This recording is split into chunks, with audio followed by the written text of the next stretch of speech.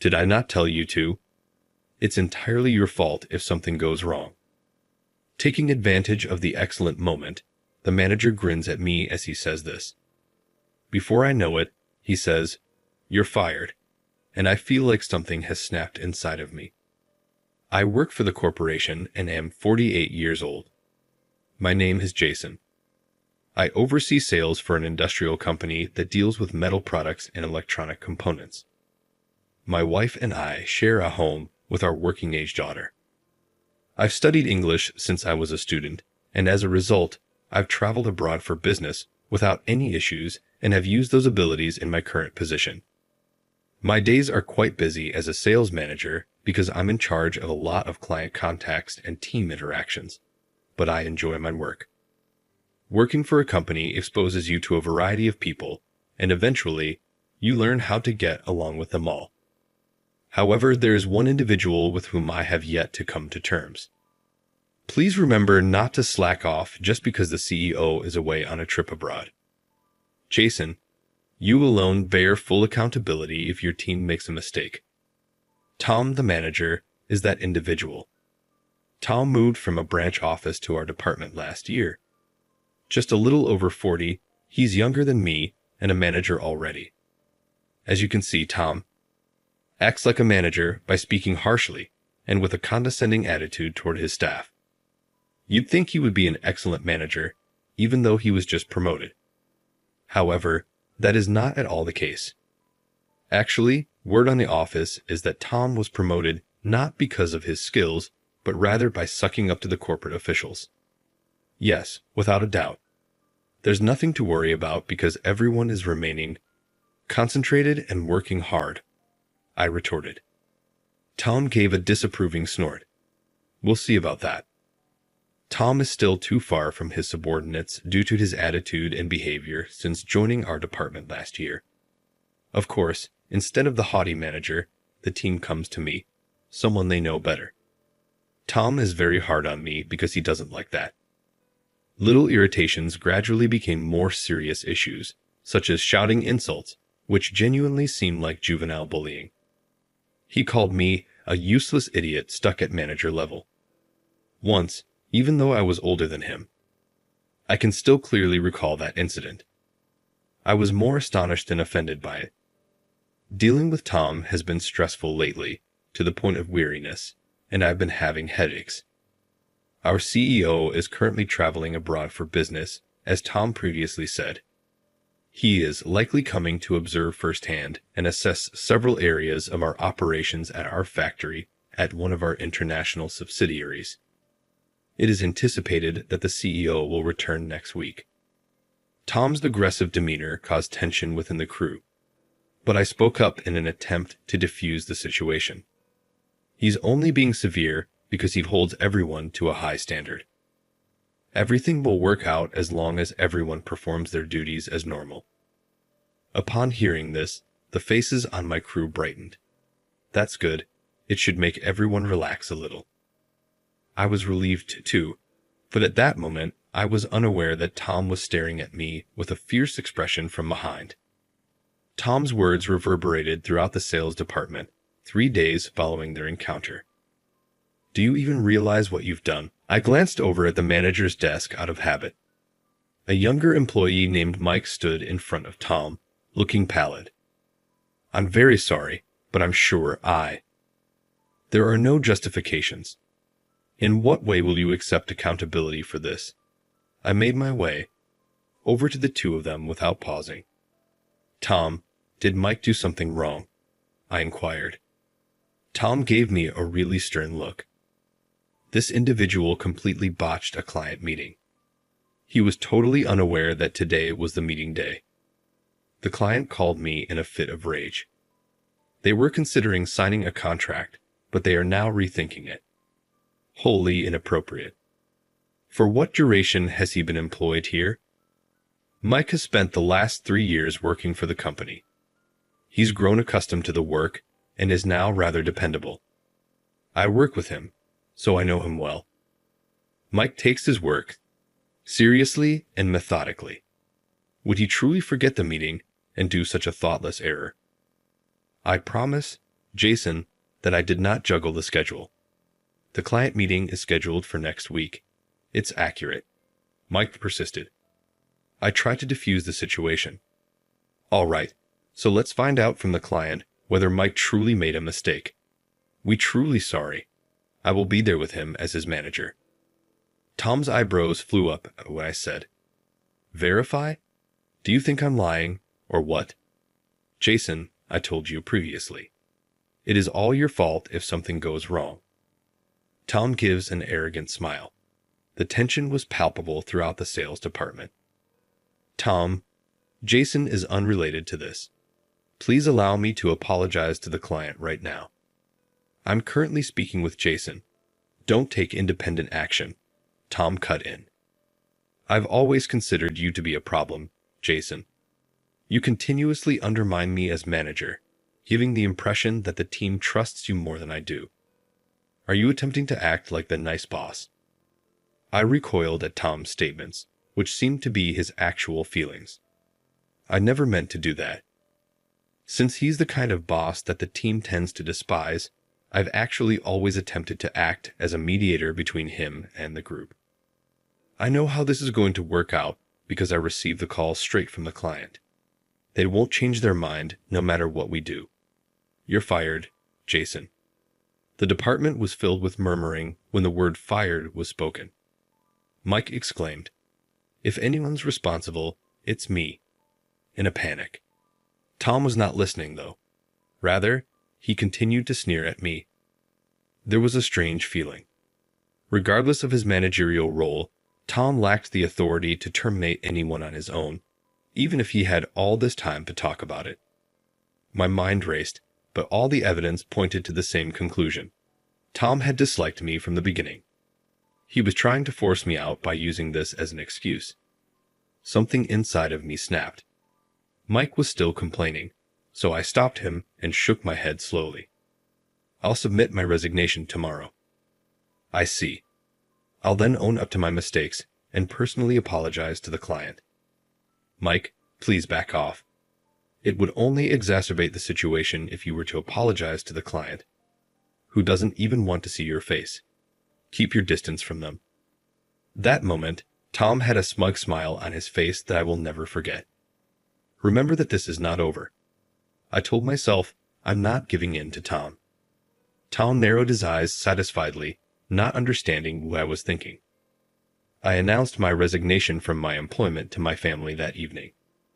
Their response surprised me more than I had anticipated. I thought they might be astonished or perhaps dissatisfied. As I had anticipated, they appeared startled at first, but my daughter quickly grinned and exclaimed, That's fantastic. Dad, I've always felt that you were working yourself too hard. Recently, you have also started complaining of headaches. I believe it would be wise to ease up for a bit. Yes, but it would be great if you contributed more to household chores. My spouse gave our daughter a nod of consent. Since we both have full-time jobs, we can get by if you take things a little slower. Hey, don't appear so depressed as though everything is ending. Unwind a little. Their unanticipated generosity made me cry. My kid said, Dad, are you crying? No, obviously not, but thank you, I said, averting my eyes. My wife and daughter's laughter could be heard. For the first time in a long time, I felt the stress melt from my shoulders as I was surrounded by my family's love. A few days following my resignation, an unforeseen event occurred. I was seated on the couch in the CEO's office of the company I had left behind.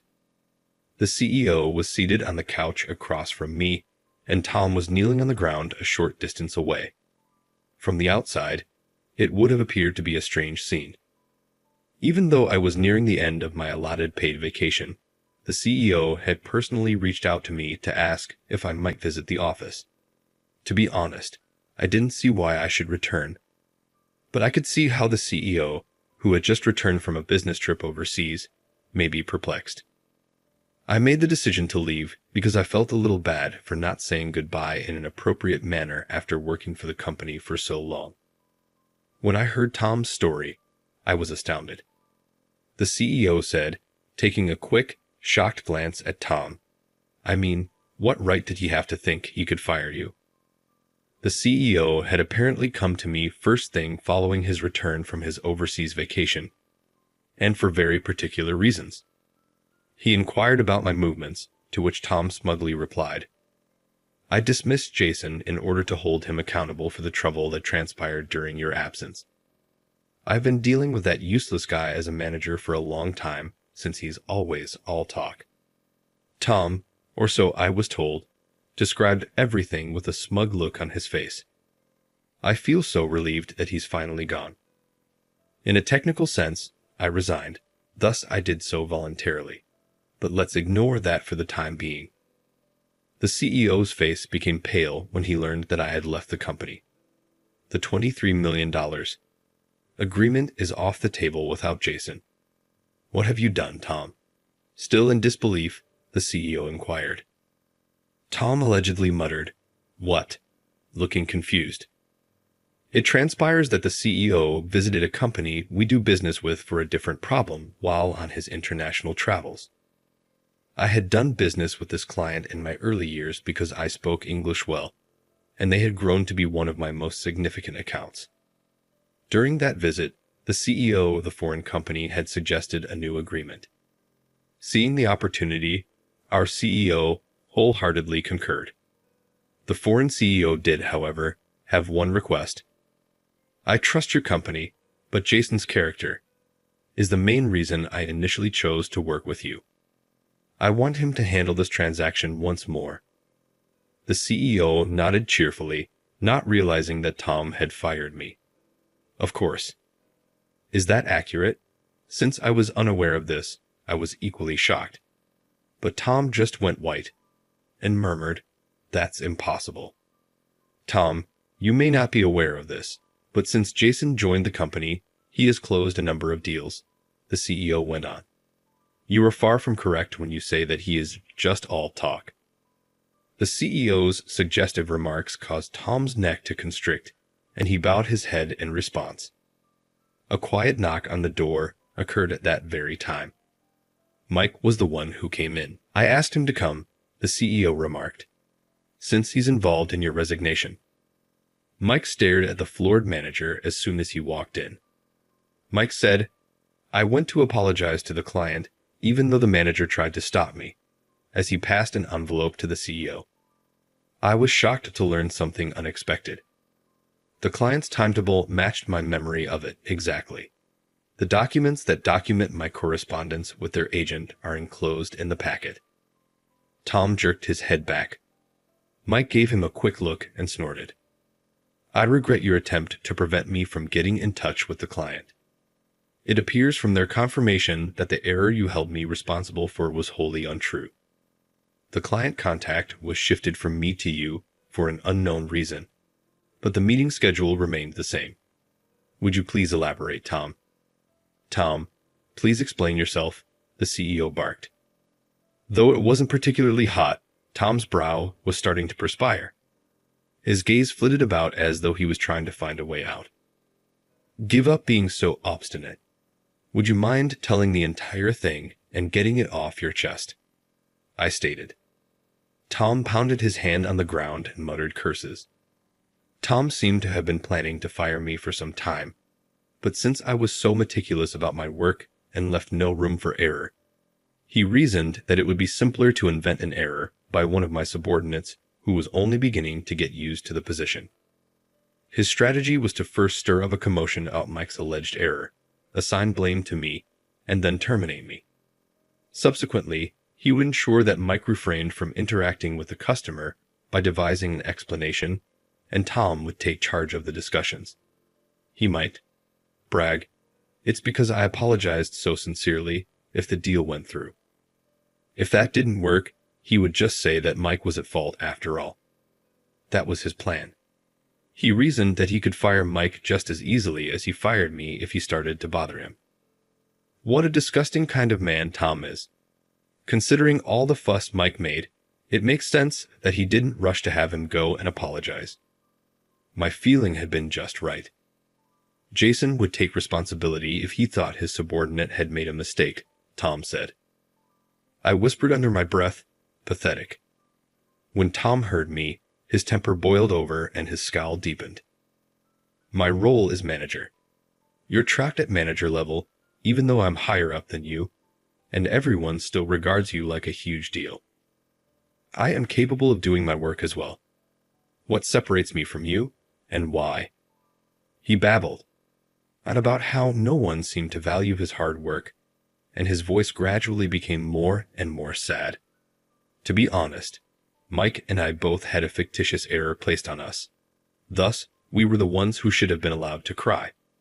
What a pitiful pretext for an outburst. If you had been more sincere with your subordinates, they would have naturally come to rely on you, I replied. Mike gave a nod of approval. The manager's only accomplishment was to consistently undermine our team spirit by disparaging us every time he spoke. He would even give us his own task to do. Jason once spoke with HR on everyone's behalf, but Tom's influence prevented them from ever taking it seriously. Hey, give it up. Tom angrily glared at his subordinate, attempting to silence him. Don't just make things up. However, his expression turned nasty as he bent his head once again in response to my and the CEO's intense looks. After listening silently for a while, the CEO eventually said, "That's sufficient. Tom, I get it all. Since I had heard you were qualified and competent, I granted your promotion, even though it is obvious that your personality is not a good fit for this position. I take responsibility for my tardiness in realizing that. Jason, Mike, I'm deeply sorry." The CEO got up and gave me and Mike a heartfelt apology. He would not move, no matter how quickly we attempted to encourage him to raise his head. I had been away from the CEO for a while and had almost forgotten that he detested dishonesty beyond all else. He was irritated not only with Tom's behavior, but also with himself for elevating Tom to manager. Tom was still staring down when I turned to face him. You know who you really owe an apology to. After a while, Tom clenched his teeth in frustration, put his hands on the ground, and mumbled, "I'm sorry," in a raspy voice. When Tom eventually apologized, I could tell he was still asking himself, "Why me?" He was crying out of frustration rather than regret. You can never progress as long as you're stuck asking yourself, "Why is this happening to me?" Regardless of where you go or what you do. Perhaps my remarks were too personal, as Tom's eyes grew wide and he began to scratch at his head. Tom was later let go with good reason. Both the HR personnel who fell under his sway and the executives who assisted him in moving up the ranks were held responsible and punished. I gave it a lot of thought before deciding to come back to the company at the CEO's request. Tom's erratic behavior was the cause of this entire situation. The CEO was not at fault. I made the decision to take a bit longer off because there was still some time before the overseas negotiation, and the CEO encouraged me to do so. My health had been declining, as my daughter had pointed out, so this was an ideal time to take a break. I'm going to get legal advice during my vacation with Mike, and I'm going to sue Tom for damages. I had already determined to get legal counsel on Tom when I initially made the decision to leave. You could have just quit for real, my wife and daughter argued, but I enjoy my job and don't want to burden my family. After making sure I fully heal, I'll be prepared to tackle the negotiations with all of my might.